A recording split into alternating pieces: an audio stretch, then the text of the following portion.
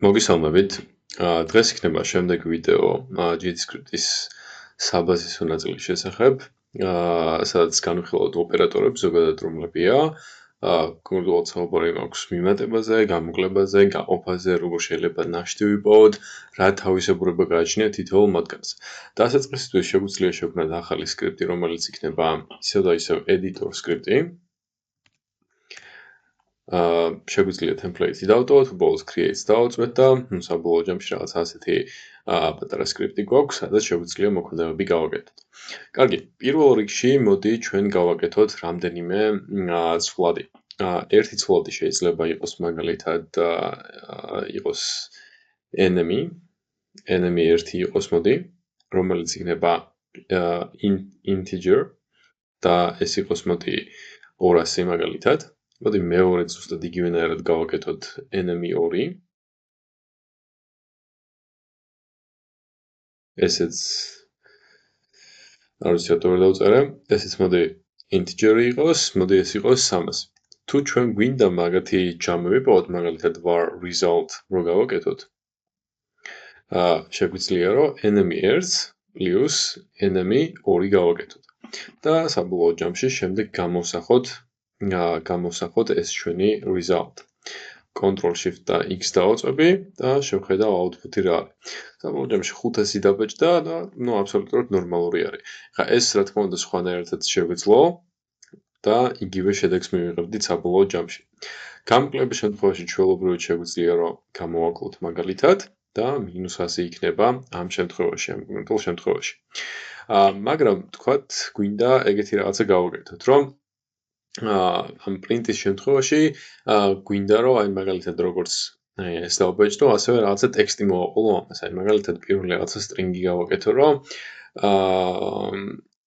all enemies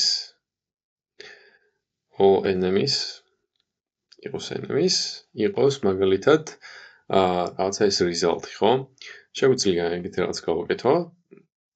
მე ძიმე გავაკეთო და მაგის მერე გამოვსახო result. და დაიბეჭდება ეგეთი რაღაცა. ეხლა აქ თუ მაგალითად space-ის გაკეთება მინდა, შეგვიძლია რომ აი ამ ადგილზე გავაკეთო და საბოლოო ჯამში, უკეთესი ვარიანტი იქნება თუ ასეთ რაღაცას გავაკეთებთ. ეს არის მარტივი გზა, როგორ შეიძლება რომ მიმატება გავაკეთო. ასევე ეს result-ი შემიძლია რომ integer-ი დავწერო, რომ მაქსიმალურად ვიყოთ რაღაც ეს ტიპები მაქსიმალურად სწორი იყოს. გამრავლების შემთხვევაში გამრავლება საკმაოდ მარტივი არის. უბრალოდ შეგვიძლია რომ გავამრავლოთ და ამ დროსაც რაღაცა გამრავლება მოხდება. გაყოფის შემთხვევაშიც გაყოფა აი ასეთი ხაზით იწერება და მოდი ამ ადგილზე მაგალითად 900 გავაკეთოთ და საბოლოო ჯამში 3 გვექნება აქ. გადავიდეთ შემდეგ ნაწილზე. ერთ-ერთი ოპერატორი, რომელიც საკმაოდ გამოსადეგარი რაღაც არის, არის ნაშთის პოვნა. ეხლა ნაშთი როგორ შეიძლება ვიპოვოთ? ნაშთი იგულისხმება, რომ აი მაგალითად თუ enemy 1-ს გავყოთ enemy 2-ზე, ნაშთს რას მივიღებთ? ნაშთი იწერება აი ასეთი ნიშნით, პროცენტის ნიშნით იწერება და საბოლოო ჯამში 0 დამიწერა. შემიძლია დავწეროთ, რომ ნაშთია 1-ის გაყოფისას მეორეზე და 0 დაწერა მეორეზე. ნაშთია 1-ის გაყოფისას მეორეზე და result-ს რატო აწერს? რა შეიცვალა? საინტერესოა. 0 რადგან აწერია? მოდი მაგალითად აი 300-ის მაგივრად იყოს 1000. და საბოლოო ჯამში აი 100 დამიბეჭდა ამ ადგილზე და მოდი დაშორებას გავაკეთებ და ეს გააკეთა. თავიდან ეგ რატო არ გააკეთა? არ ვიცი. კარგი, გადავიდეთ შემდეგ ნაწილზე. ეხლა უბრალოდ აქ ერთი პრობლემა არის, მაშინ როდესაც რაღაცა ერთ რიცხვს მეორეზე ყოფთ. კონკრეტულად რა მინდა გავაკეთოთ. მოდი ავიღოთ print statement-ი, რომელიცაც შეგვიძლია ეგეთ რაღაც გავაკეთოთ. მაგალითად 100 გავყოთ 4-ზე. ჩვეულებრივად იყოფა, ხო? მოდი ამას დავკომენტარებ, ან კიდე იყოს რაღაც. იმედი მაქვს არაგერევთ. 25 დამიწერა ჩვეულებრივად. მაგრამ თუ ამას მაგალითად მეორე ვარიანტს გავაკეთებ, მაგალითად გავაკეთოთ 150 გავყოთ 4-ზე. ნახოთ აბა რა იქნება. 37 დავიწერა. 150 4-ზე ზუსტად არ იყოფა საბოლოო ჯამში. მაგრამ ამან 37 დამიწერა და აი აქ ორი ერორი ამომივიდა კიდევაც. ნახეთ, აი, როდესაც ინტიჯერზე გაყოფის, ანუ ინტიჯერზე ვყოფთ, ანუ რაღაცა მთელ რიცხვზე ვყოფთ, ამ დროს რაღაცა გარკვეული პრობლემა შეიძლება წარმოიქმნას. მაგრამ სხვა შემთხვევაში, რომ აი მაგალითად ეს ყოფილიყო, ეს რო გაგვიყო მაგალითად float-ზე, ანუ რაღაცა decimal რიცხვზე, მაგ შემთხვევაში ზუსტად მივიღებდით 37.5-ს, რაც რეალურად სწორი არის. ასე რომ ამის გათვალისწინება აუცილებლად გვჭირდება. ჩვენ თუ გვინდა რომ outcome-ი რაღაცა იყოს, რომელიც არის არამთელი რიცხვი, მაგ შემთხვევაში ყოველთვის აი ეს უნდა გააკეთოთ და აი ერთ-ერთი მთავარი მნიშვნელობა აი floats რატო ვიყენებთ ხოლმე ძალიან ხშირად არის ზუსტად ეგ. ну ახლა აქაც შეგვიძლია ხოლმე რომ ეგეთი რაღაცა გავაკეთოთ და მაქსიმალურად სწორი იქნება საბოლოო ჯამში ეს ყველაფერი. ეს ერთი პატარა ნაწილი არის, რაც უნდა გავითვალისწინოთ ხოლმე ამ დროს. კარგი. შემდეგი ნაწილი, რისი გაკეთებაც გვინდა, არის უკვე ერთი რაღაცა. ეხლა წინაზე მაგალითად ჩვენ ტიპები განვიხილეთ, როგორ უნდა გავუკეთებინა. მაგრამ ამის მეორე ვარიანტი, როგორ შეიძლება ეს გავაკეთოთ, არის აი ეს. შეგვიძლია რომ ეს int წავშალოთ საერთოდ და აი ორი წერტილი და ტოლობა თუ იქნება, აი ესეც იგივე იქნება. მოდი ახლა რომ დავბეჭდოთ მაგალითად აი ამ enemy მოდი type strings დავწერ. type of-ს დავწერ და enemy 1-ს დავწერ.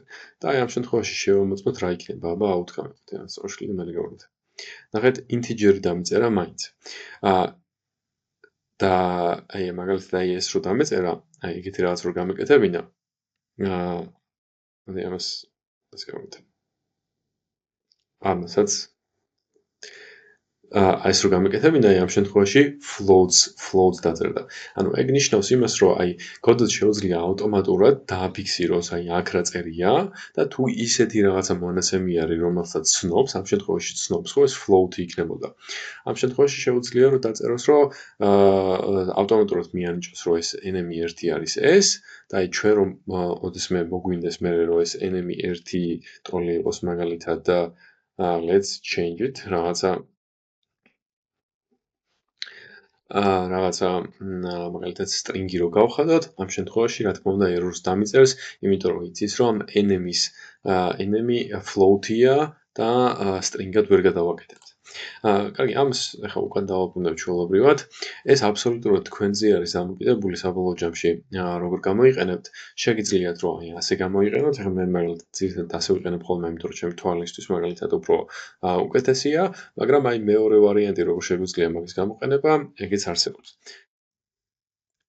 კარგი, შემდეგი ნაწილი რაც უნდა გავაკეთოთ, ეს არის მეტობა, ნაკლებობა, მეტია და ნაკლებია, ნაკლებია ტოლია და ასევე გვაქვს, როდესაც არ უდრის რაღაცას, ხო? მოდი შევქმნათ ორი ცვლადი. მოდი ეს იყოს var რაღაცა number 1, რომელიც იყოს, მოდი integer იყოს და მოდი ეს იყოს 10. ასევე შევქმნათ number 2, რომელიც integer იქნება და ნუ ამ შემთხვევაში იყოს 20. და შეგვიძლია ესენი შევადაროთ ერთმანეთს. მოდი ნახოთ number 1 მეტია number 2-ზე. და ნუ ამ შემთხვევაში რა შეიძლება გქონდეს და ამ შემთხვევაში false-ი დამიწერა, იმიტომ რომ ნამდვილად ეს რიცხვი ამაზე ნაკლებია. თუ პირიქით გავაკეთებდი, ამ შემთხვევაში დამიწერდა რომ ეს არის true. ეხლა მაგალითად გვინდა უდრის თუ არა მაგის შემოწმება. ტოლობას როდესაც ვწერთ, ამ შემთხვევაში ერთი ტოლობის გამოყენება არ შეგვიძლია. უნდა დავწეროთ აუცილებლად ორი ტოლობა. ანუ ორი ტოლობა იწერება, როდესაც რაღაც შედარება გვინდა, ერთი ტოლობა იწერება მაშინ, როდესაც რაღაცა ცვლადის მნიშვნელობის მინიჭება გვინდა. ახლა ამ შემთხვევაში ორი ტოლობას ვერ გამოვიყენებდი, იმიტომ რომ ერთმანეთს არ ვადარებთ, ხო? შედარება ხდება მხოლოდ და მხოლოდ აი ამ დროს. ეხლა მოდი გავუშვებ ამას და false დამეწერება, იმიტომ რომ number 1 number 2-ს ნამდვილად არ უდრის, თუ 1 და იგივეს გავხდიდი, მაგ შემთხვევაში true იქნებოდა. ეხლა თუ მაგალითად ისევ ეს 20-ია, ამ შემთხვევაში მე თუ დავწერდი ამ ძახილის ნიშანს, ძახილის ნიშანი ყოველთვის ნიშნავს შებრუნებას, საწინააღმდეგოს, ანუ ტოლია არ საწინააღმდეგო, ანუ არ უდრის მაგას ნიშნავს. ეხლა რო შევამოწმოთ, true დაიწერება, იმიტომ რომ ნამდვილად number 1 number 2-ს არ უდრის. კარგი. ეხლა ერთი რაღაცა მინდა ვნახოთ. ვექტორების შედარება კონკრეტულად. თუ ჩვენ მაგალითად გადავალთ ამ ჩვენს ორიდე სცენაზე და უბრალოდ ეს აიკონი რო გადმოვიტანოთ და დემონსტრაციისთვის რო ვნახოთ ეს ჩვენი ტრანსფორმი. აი ამ კონკრეტულ აიკონს აქვს 259 და 209 რაღაც კოორდინატი. ეს კოორდინატი გამოსახულია ვექტორ 2-ში. ნახეთ, აი თუ დავუკვირდებით, ვექტორია და ამ შემთხვევაში ვექტორ 2-ის პირველი მნიშვნელობა არის x-ის მნიშვნელობა, რომელიც 259-ია და მეორე მნიშვნელობა არის 209. აი, ზუსტად ეს არის. რაღაცა ვექტორ 2 არის რაღაცა სიფრთხეზე გამოსახული, რაღაცა კოორდინატის აღმოჩენილი, რაც გარკვეული ერთეული, ხო? მოდი შევქმნათ ორი ცალი ასეთი ცვლადი. მოდი ერთი იყოს გზა 1, რომელიც იქნება ვექტორ 2 და ეს იქნება მაგალითად 10 და 20. ესეთი ვექტორი იყოს. მოდი შევქმნათ მეორე ვექტორიც, რომელიც იქნება გზა 2 და ეს იყოს მოდი 5 და ეს იყოს 100. ეხლა ამით ვექტორების შედარება მინდა ვნახოთ, როგორ შეიძლება რომ გავაკეთოთ. მოდი გავაკეთოთ და გზა 1 ნაკლებია გზა 2-ზე. ეხლა პირველი შეხედვით, აი ამათ ეს ბევრად უფრო დიდი უნდა იყოს ვიდრე ეს, ხო? იმიტომ რომ ამათ შორის მანძილი გაცილებით ნაკლებია ვიდრე ამათი. მაგრამ მოდი ვნახოთ აბა რა outcome შეიძლება მოხდეს ამის გაშვებით. false დამიწერა, არასწორია, ეგეთი რაღაცა გააკეთა. ეხლა რატო ხდება ეგ ყველაფერი? მოდი შევამოწმოთ აბა სიგრძე ამ ჩვენი ვექტორების რამხელა არის და ნამდვილად დავარწმუნდეთ ჩვენი თავიდან ვარაუდი ზოგადად სიმართლე იყო თუ არა. მოდი გავაკეთოთ, რომ გზა 1 length ამის პრინტი გავაკეთოთ. ერთი გზა 1-ის და მეორე გზა 2-ის. წავშლი ამას და შევხედოთ აბა ანუ ამის სიგრძე არის 22 და ამის სიგრძე არის 100. ანუ თავიდან რომ ვივარაუდეთ, რომ ეს ბევრად მეტია, მართალი არის. მაგრამ რატომღაც აქ მაინც ისე გამომივიდა, რომ false არის და გზა 1 სინამდვილეში გზა 2-ზე მეტი ყოფილა. გოდოდი ეგეთ რაღაცას აკეთებს. ზოგადად ამის დოკუმენტაციის ნახვა შეგიძლიათ, უბრალოდ ოპერატორები შეგიძლიათ დასერჩოთ. ეგეთ რაღაცას აკეთებს, რომ ჯერ ადარებს პირველ კოორდინატს და თუ ამ შემთხვევაში რაღაც შედარება ვერ მოხდა, ამის შემდეგ გადადის მეორე კოორდინატზე. ანუ როგორც ასეთი length-ით არ ითვლის ხოლმე და აი ხშირად ხდება ხოლმე რაღაცა error-ი და bug-ი მხოლოდ აი ამის გამო. ანუ თავიდან შეადარა, რომ ეს 10 მეტი იყო ამაზე და ნახა, რომ გზა 1 გზა 2-ზე მეტი გამოვიდა ამ ლოგიკის მიხედვით. მაგრამ აქ რომ მაგალითად დამეწერა ეხლა 50, აქ იქნებოდა false არა და true იქნებოდა მაგის მაგივრად.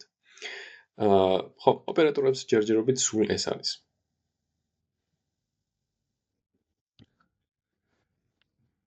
კიდევ ერთი ნაწილი და თავისებურება, რაც ჩვენს კოდს გააჩნია, არის კონკრეტულად float რიცხვებზე. მოდი ორი ცალი რიცხვი შევქმნათ. მოდი ეს იყოს var num1, რომელიც არის float-ი და ეს იყოს 0.1. შევქმნათ ასევე მეორე რიცხვი num2, რომელიც ასევე float-ი იქნება და მოდი ეს იყოს 0.2. მოდი ახლა ეგეთ რაღაც გავაკეთოთ. პრინტით შევადაროთ ეს ორი ერთმანეთს. უბრალოდ ამათი ჯამი შევადაროთ რაღაცა კონკრეტულ რიცხვს. ხა ამათი ჯამი 0.3 უნდა იყოს, ხო წესით? მოდი ვნახოთ აბა ეგ თუ მოხდება. num1 plus num2 უნდა უდრიდეს წესით 0.3-ს, ხო? მოდი ვნახოთ აბა ეგ ყველაფერი თუ მოხდება. false-ი დამიწერა.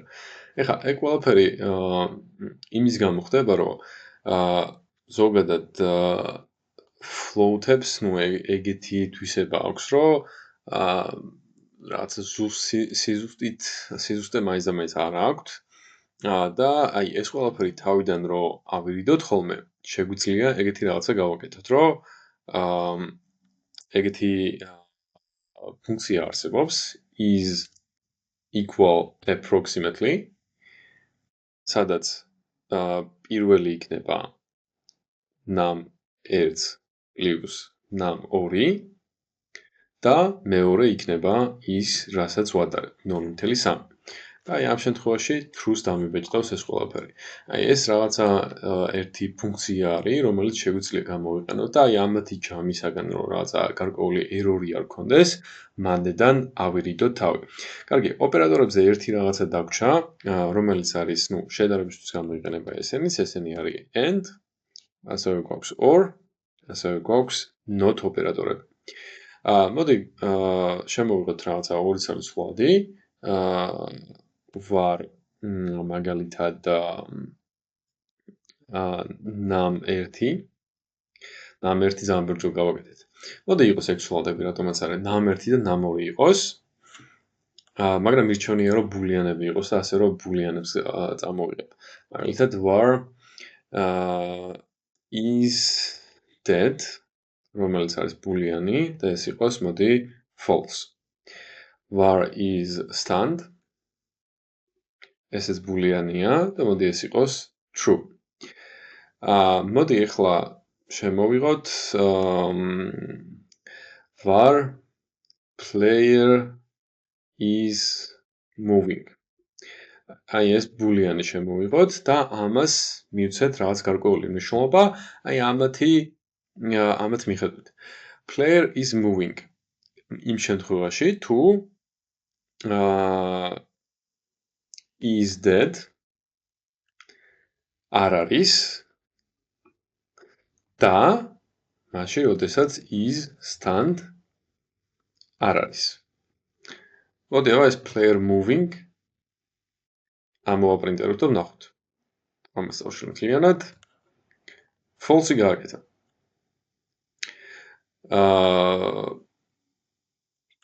ჩვენ შემთხვევაში აი ეს is-თან რო true იყო, მაგ შემთხვევაში ანუ and ნიშნავს იმას, რომ აი ესეც სიმართლე უნდა იყოს, ესეც სიმართლე უნდა იყოს და აი მაგ შემთხვევაში ეს იქნება სიმართლე. ეხლა ეს რომ მაგალითად false გავუკეთებინა, აი ამ შემთხვევაში true დაიწერებოდა. ეხლა თუ დააკვირდებით ამას, ცოტა გადატვირთული არის, ზედმეტად გადატვირთული არის. კაი, სანამ მაგაზე გადავალთ, ჯანამს. აი აქ კი ბატონო იყო ეს true, მაგრამ აი თუ აქ ჩავწერდით მაგალითად or-ს, შეამოწმებდა თუ ეს არის სიმართლე, ან ეს არის სიმართლე, მაგ შემთხვევაში იყოს ეს სიმართლე. მოდი შევამოწმოთ და true დამიწერა ნამდვილად. რაც კარგი არის, ხო? აი ცოტა წესიერ დრო დავინახოთ, შეგვიძლია გავაკეთოთ აი ეს რაც აქამდე გავაკეთეთ. Player is moving. და დაგვიწერა რომ player is moving true.